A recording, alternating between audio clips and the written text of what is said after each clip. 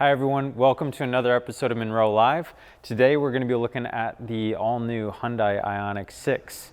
So we've been long awaiting the arrival of this vehicle. This is one of the sister vehicles to the Ioniq 5, which we're tearing down at present. So this is off of the E-GMP platform from Hyundai Kia.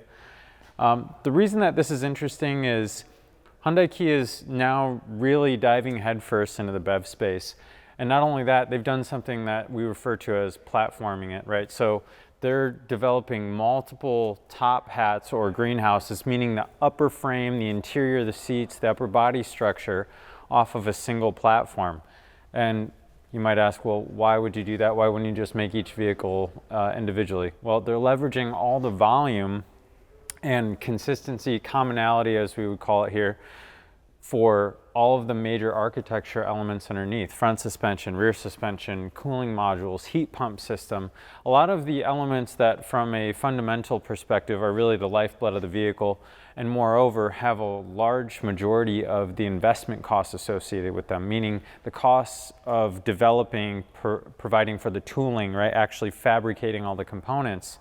They get to use those over and over and over again, the more vehicles that can use those same components. So part and parcel to that is, and one of the things that we do here at Munro is trying to understand specifically what, how, and why do these companies platform? What components did they maintain some level of commonality, complete commonality, or deviate from entirely is one of the things that we like to take a look at, because depending on what you're looking at, there's a lot of merit to keeping something common. There's also a lot of merit to changing it completely in order to make it more tailor-built or customized from an efficiencies perspective for that particular vehicle application. So I was really interested to get underneath this thing and kind of take a look at what they did. At first glance, I would say it is very, very similar to what we saw in the Ioniq 5. Overall suspension structure, largely stamped steel welded front cradle members, right, for the front suspension module, meaning the assembly that carries all of those major suspension components. McPherson strut setup, not a SLA or a short arm, long arm suspension. Aluminum knuckle, floating front caliper brake system, cast aluminum wheels. All very simple components, very functional, very Hyundai. Sorb strategy, nigh identical to what the Ioniq 5 did. Some reinforcements on the leading edge, bringing these cross members outboard right within that 25% zone to help pick up some of that load, supplemented by and connected to the body structure directly above it. So it's the stamped portion of the body right here. All right, so they're engaging that small overlap rigid barrier. That's what SORB stands for from IIHS. They're engaging that barrier and help translating that load. What the Cradle is doing is help translating that load from the front end of the vehicle rearward, and not relying solely on the welded body structure to carry that. So distributing that, lowering that what we would call vehicle pulse index, VPI. So as the occupant, it's not going to be as aggressive or as violent of an event for you. This episode of Munro Live is brought to you by Fantic and their X8 Apex tire inflator. Fantic's powerful X8 Apex tire inflator comes with a built-in high-performance chip that can quickly inflate tires and provide 32 liters per minute of airflow. With the rechargeable battery, the X8 Apex does not require an external power supply while working, providing a wireless, continuous runtime up to 40 minutes, perfect for inflating tires on motorcycles, bikes, and cars. The large LCD dual display shows both real-time pressure value and preset value, conveniently allowing you to observe the tire pressure status. With a maximum pressure of 150 psi and an auto stop feature, there's no need to worry about overinflating your tire. In addition, the X8 Apex includes a 2-mode LED light on top for added convenience when inflating in the dark. And the USB ports on the bottom make this tire inflator a backup power supply for your phone in an emergency. Its compact size means you can easily fit it in your car, bag, or on your bike rack, so you can inflate anytime, anywhere. Get your X8 Apex tire inflator now at fantic.com. You know, one thing I wanted to point out before we keep going further forward, and this is something that is very, very prevalent in the upcoming BEVs that we're seeing. Most every BEV that we're seeing has some form of either A surface or B surface active grille shutter. So we'd call those AGS for short. So you can do them primarily one of two ways. These are what we would call A surface AGS. Alternatively, you can do B surface AGS. And all that means is that as I walk up to the vehicle, this is what I as a prospective consumer would see first, right? So I don't have to take anything off. I don't have to look into anything with a borescope to see that these panels or these flaps, which are movable, there's a motor that opens and closes those. I can see those from the A surface. Alternatively, a B surface element is just the opposite. I have to look through some port or I have to take off other sort of superficial components in order to access it. The reason that A surface is sort of making a large debut in this BEV space is because generally speaking, depending on the execution, of course, the A surface is going to be much better from an aerodynamics perspective. And as it relates to BEVs, aerodynamics are pinnacle, right? Reducing the overall vehicle drag, ultimately, so you can get the same amount of range or more range with less battery, less cost to the OEM, same benefit to the customer. And then the other thing is generally speaking, when it comes to aerodynamics, the poorer the aerodynamic performance, oftentimes that coincides with a lower performance in terms of NVH, or noise, vibration, and harshness. What you actually hear driving the vehicle. Wind noise, noise coming up through the road, translated through the suspension and body structure. So the more slippery or the lower drag the vehicle, the better it is for everyone, generally speaking.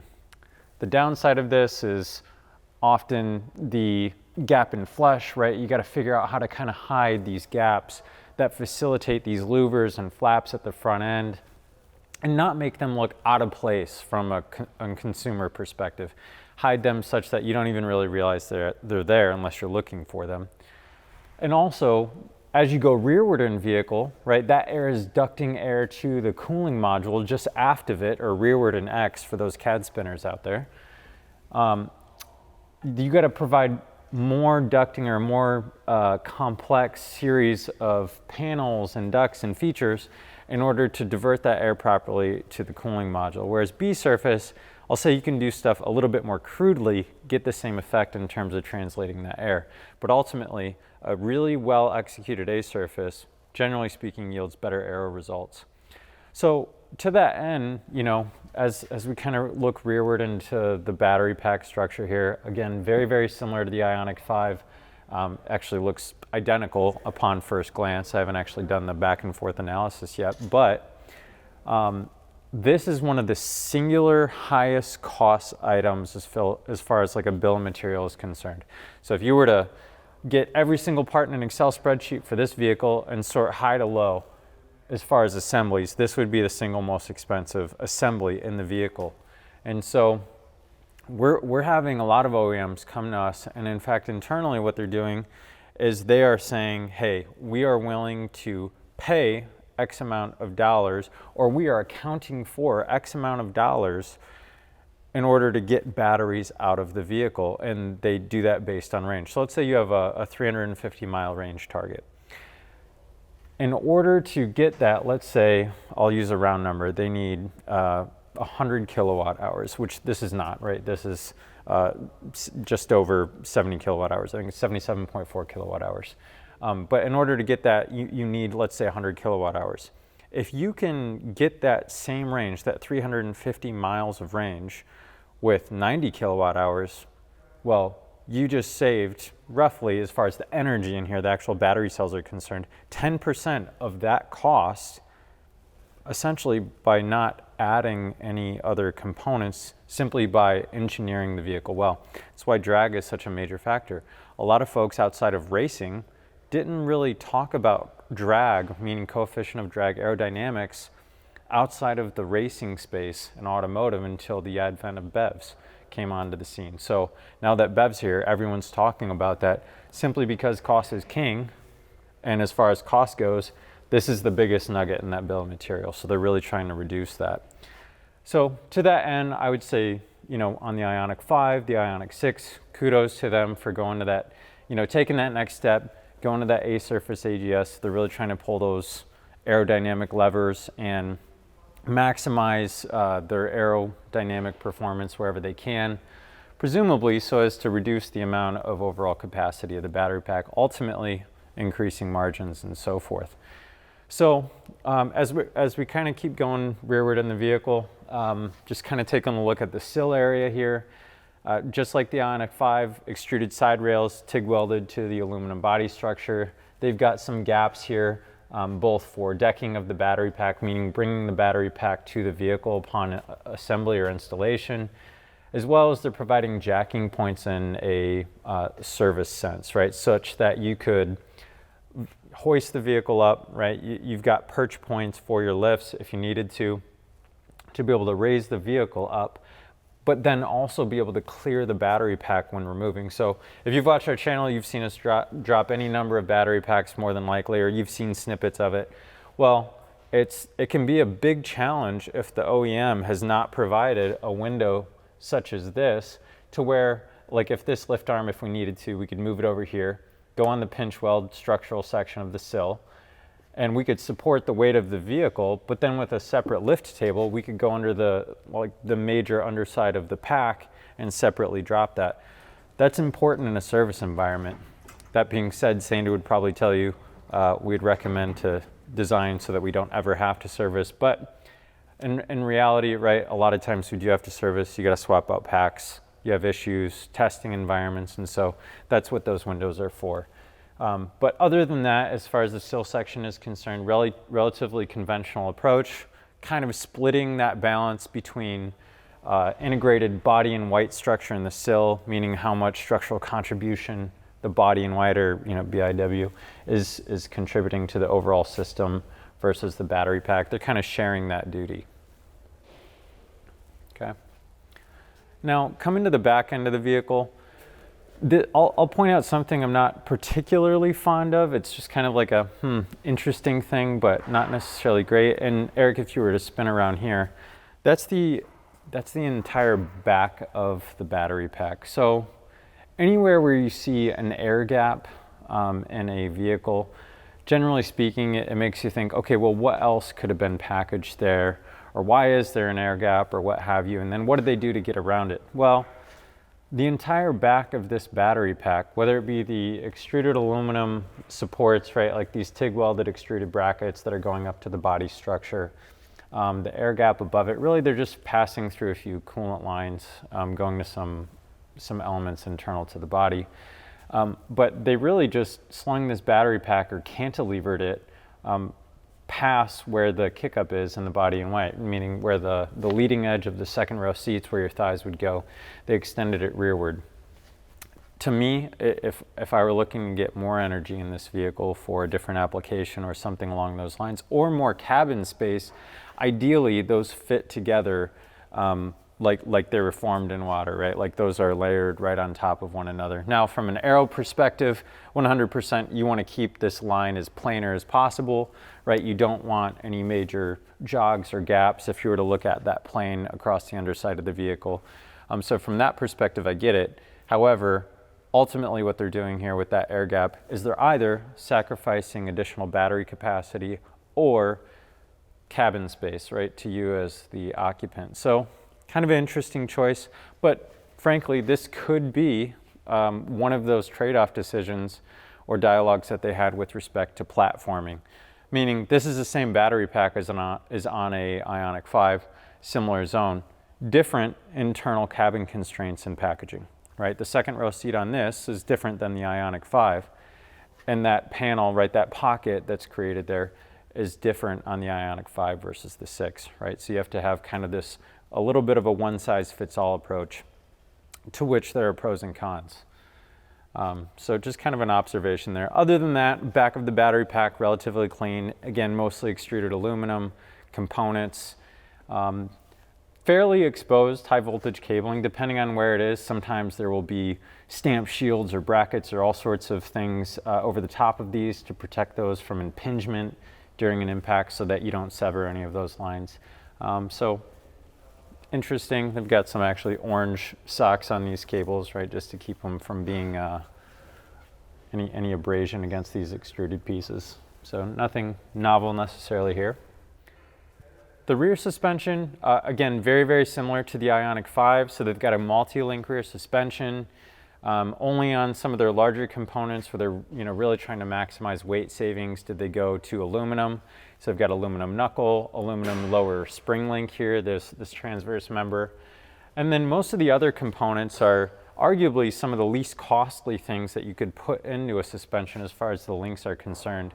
So they've got single piece, meaning it's not like clamshell welded, stamped steel, looks like toe and camber links. And then in a few areas where they do need a little bit more stiffness and high tension and compression links, they've got two-piece clamshell that are MIG welded across that seam line. So pretty cost-effective approach. We have seen quite a few people do less costly alternatives to this cast aluminum lower spring link, but not terrible, not the best, not the worst, kind of middle of the road there. And then their cradle, just like the front, is a stamped steel welded assembly, but the difference between the front and the rear is this one has quite a bit more isolation and double shear brackets. So double shear brackets, I'm referring to these guys right here. So those are bridging the gap between a body in white element and going over the top of the isolator on the rear cradle. So what that is that's adding more stiffness to those cradle joints, or those attachment points to the body in white. Okay, so, and you see a few different indicators here that they're really trying to maximize stiffness on this rear cradle. So one of those is, and you might say, well, no, that's for aero shield mounting. True, but this little W section that they have right here, and the fact that they're tying two of their largest load inputs, which are these spring links, together cross car, in addition to the cross members that they have higher up within the cradle assembly, this is creating what I would call a torsional hoop, right? So it really stiffens this whole cradle. In the world of EVs, NVH is ever more prominent, meaning the noise, vibration, and harshness. Even if you had two vehicles and let's say there was a decibel or a hertz rating that you're trying to achieve, and you drove that same vehicle with those same numbers in terms of non-powertrain driven NVH elements and a BEV, meaning you don't hear the ICE engine versus in the ICE, the BEV is going to be infinitely more pronounced because you naturally key in on those things much more on a quiet vehicle. I know that kind of goes without saying once I say it out loud, right? But that's the fact of the matter. And they need to do a lot of additional engineering. We see a lot of mass dampers, a lot of NVH accommodations on these EVs. And how that relates to this cross member is, right, the stiffer and the stronger some of these components can be, the easier it is in terms of NVH tuning, right? Keeping all of these components from moving and from creaking, or even just in terms of having consistent results when measuring the NVH performance. So the other thing in this rear suspension module assembly is, I didn't talk too much about the motors. So with regard to the motors, permanent magnet motor setup, they do have a plate cooler on the back for thermal management. The inverter is tucked nice and tidy up at the top of this assembly. As far as I understand, similar or if not identical drive units to the Ioniq 5.